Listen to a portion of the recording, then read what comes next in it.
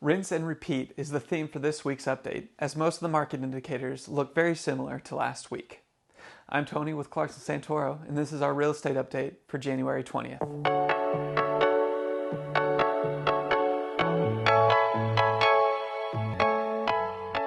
In this series, we update you on the latest trends that are occurring in our real estate market here in San Ramon. Using our more than 50 combined years of experience helping clients buy and sell homes, we explain what those trends mean for you as a homeowner or as someone who is looking for a house that you will love to call home. The current inventory is 16 homes. This is the same as last week's number. The average asking price of those homes was $2,213,000, which is down from last week's average of $2,309,000. There were 2 homes asking an average of $2,924,000 that went pending this week. That is less pending homes than last week's number of 7, with a higher average asking price from last week's $1,710,000.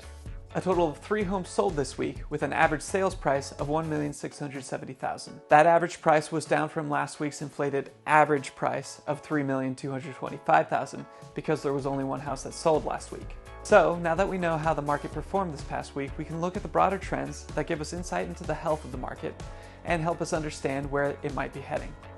But before we do that, if you do find this information helpful, you should subscribe on YouTube or follow us on Instagram so you won't miss the next update. You can also share it with a friend so they can be informed on their local market as well. Now on to the market indicators. Like I said in the intro, this week feels like deja vu, in a good way. Inventory remained very steady this week. A couple of homes went pending, a couple new ones showed up on the market for sale. The best thing about the inventory trend this week is that there is not a lot of coming soons posted. Last year at this time, we had almost as many coming soon listings as there were active homes on the market. So I don't foresee a spike in inventory coming, which would help stall the market more. Last week we gave this indicator a score of 80, and it will remain there this week. The market turnover rate stayed right around the 70% range this week, dropping from 73 to 69%. It is still lower than we would like to see for a healthy balanced market, but if it remains at 70, that is better than a big drop like we saw in May last year. Last week we scored this indicator at 40, and it will drop just slightly to 38 this week.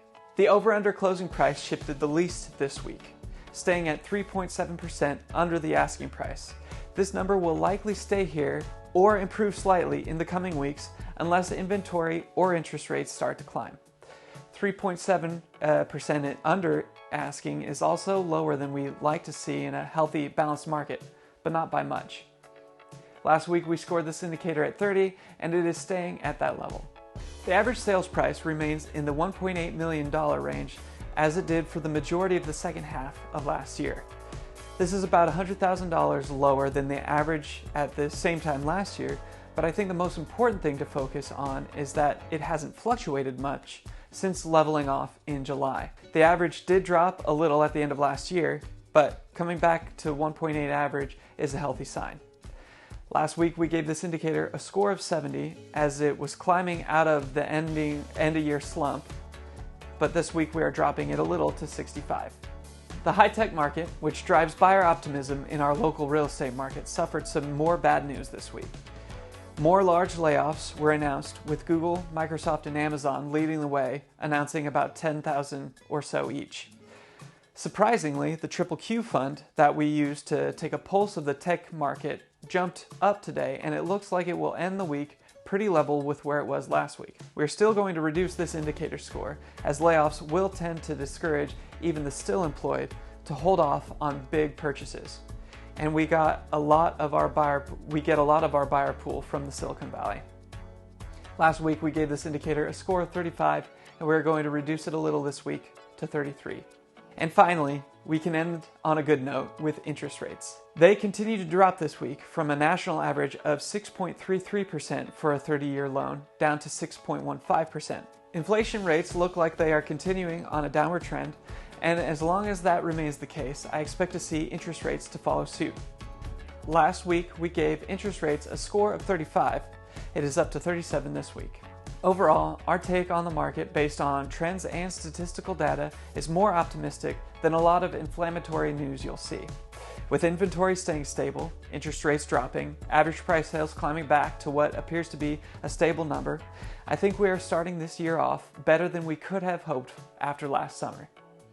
Last week we gave the overall market a score of 48, leaning just slightly into a buyer's market, and we're keeping it close to that level this week, dropping it by 1 down to 47. For sellers, this market is not a bad market for you. Leaning slightly in a buyer's favor just means that you need to be more intentional about setting a realistic price and doing all the little things that make your house stand out online. For buyers, buy now is still the advice I would give. I know it's tempting to wait it out a little bit longer to see if prices will drop more, but we already saw prices jump up about $200,000 in the beginning of the year, and if interest rates do keep dropping, that average is likely to climb. I'd give you a 50-50% chance that waiting will decrease your final purchase price rather than increasing it. I hope this weekly summary and commentary helped you understand how our market is affecting your options. Let me know in the comments down below or contact us directly if you have specific questions about how you can navigate this market to sell or buy a home. And if you do find this information helpful, remember to share it with a friend, hit the like button, and subscribe so you'll always be up to date on the latest real estate news here in San Ramon. Have a good weekend, and I'll see you next week with a new update.